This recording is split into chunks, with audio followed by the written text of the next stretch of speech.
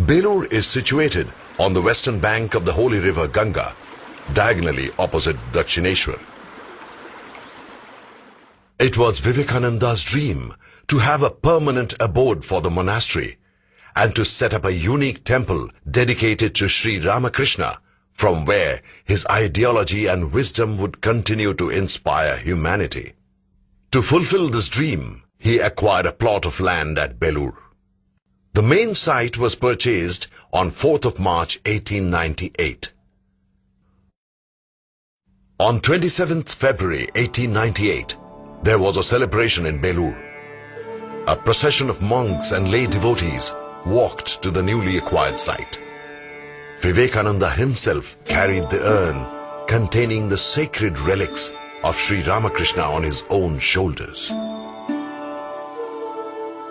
The urn was ceremonially worshipped, and Vivekananda prayed to his master to sanctify the place with his hallowed presence for the good of many and the happiness of the world.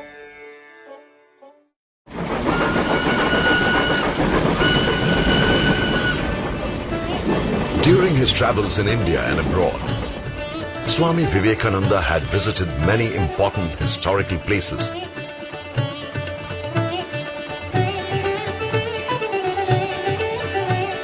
And had keenly observed various architectural symbols, icons, and motifs. Swami Vivekananda shared his ideas and vision about the Ramakrishna temple with his brother monk, Swami Vijnanananda, who was a civil engineer in his pre-monastic life. Vivekananda pointed out the site for the temple and asked Vijnanananda to prepare a plan. He prepared a plan and presented it to Swami Vivekananda, who was immensely pleased. But the work could not start immediately owing to paucity of funds. 4 decades later, substantial contributions came from 2 American admirers of the Ramakrishna movement, Miss Helen Rubel, Bhakti, and Miss Anna Worcester, Annapurna. The construction finally began in 1935.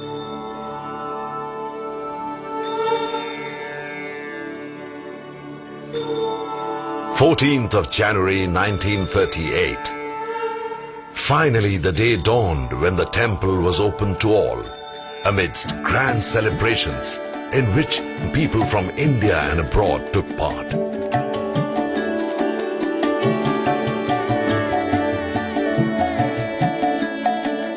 Swami Vijnanananda enshrined the pot containing the sacred relics of Sri Ramakrishna in the new temple, thus fulfilling the long-cherished dream of Swami Vivekananda. More than 100 years have passed since the inception of the Ramakrishna Math and Ramakrishna Mission. During this time, the organization has spread in many parts of India and several countries abroad. Sprawling over more than 40 acres of land on the western bank of the holy Ganga, Belurmath is an hour's drive from Kolkata.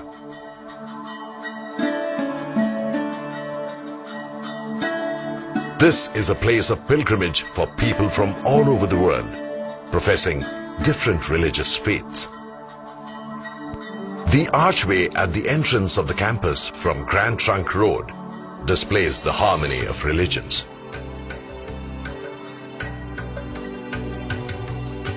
The asphalted road leading to the shrine is lined with trees on both sides.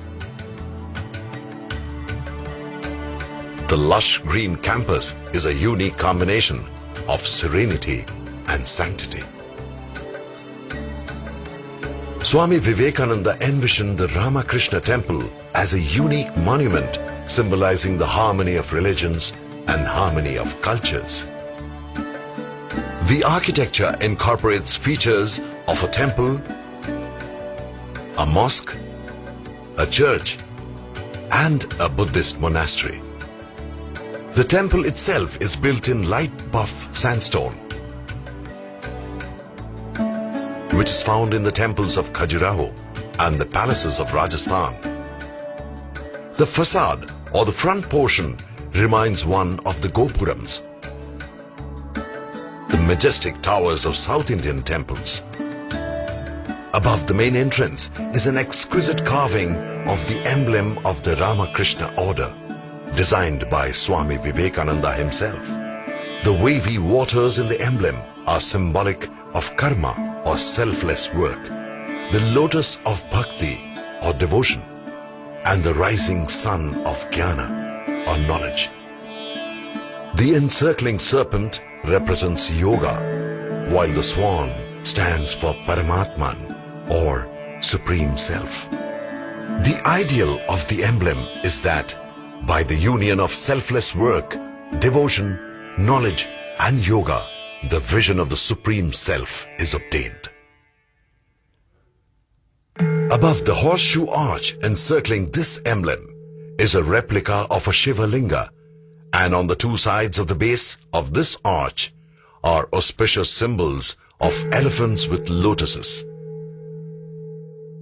The scroll endings above the double pillars at the two sides of the main entrance are similar to those in the Sanchi Stupa, conveying Buddhist influence. The three umbrella-like domes on the top are built in Rajput and Mughal styles.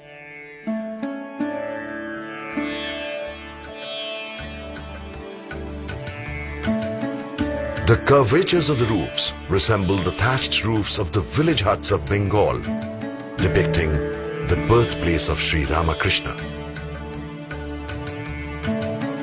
The windows, the balconies and the domes above the entrance gate are of old Mughal and Rajput fort style.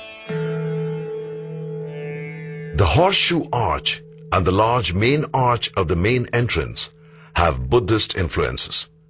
These are derived from the entrance of Ajanta's Buddhist caves and have a Gothic curve. As one walks through the main entrance, the eyes move down the row of columns on both sides to the deity sitting at the meeting point of parallel lines.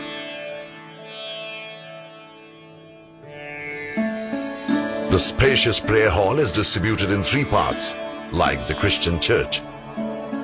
The arched ceiling and pillars are all reminiscent of the Buddhist caves in Chaitya Hall of Nasik Pandulena.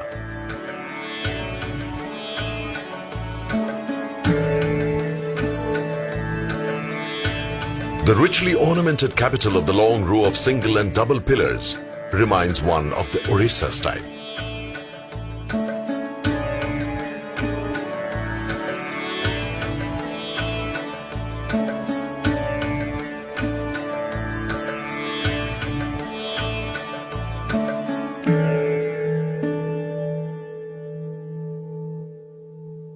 The beam above is supported by decorative brackets, like in South Indian temples. The projected balcony, supported from the beams by brackets, is similar to those at the palace at Fatehpur Sikri. The sanctum attached to the prayer hall reminds us of churches, especially the plan of St. Peter's Church in Rome. The connected sanctum and prayer hall is uncommon in traditional Indian temple architecture.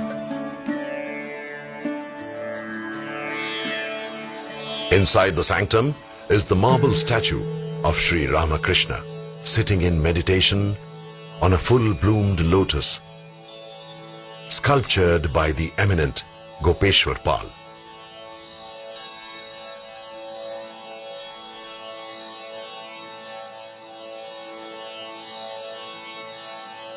The rectangular altar below is designed by renowned artist Nandlal Bose.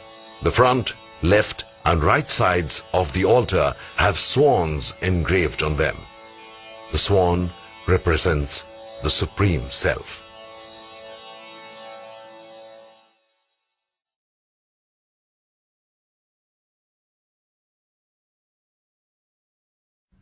The circumambulation path outside the sanctum is highlighted by the statues of the 9 planetary deities, resembling ancient temple motifs.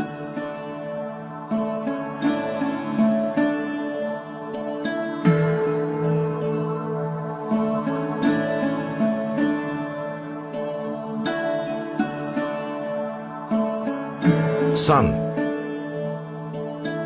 Jupiter and Mars on the northern side, Moon, Venus and Mercury on the eastern side, Saturn, Rahu and Ketu on the western side.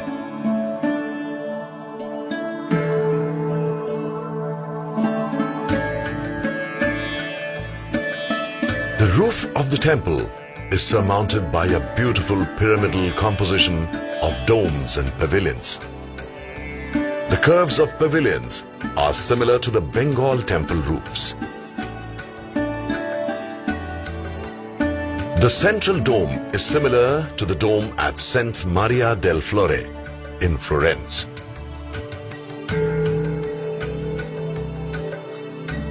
The golden kalasha or holy pot, considered to be an auspicious object, is placed on the top of the central dome.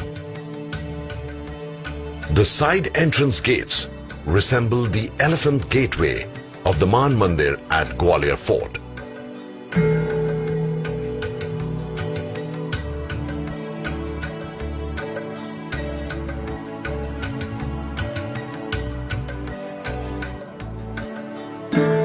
Atop the side entrance gates are the images of Ganesha and Hanuman, the Hindu protector deities.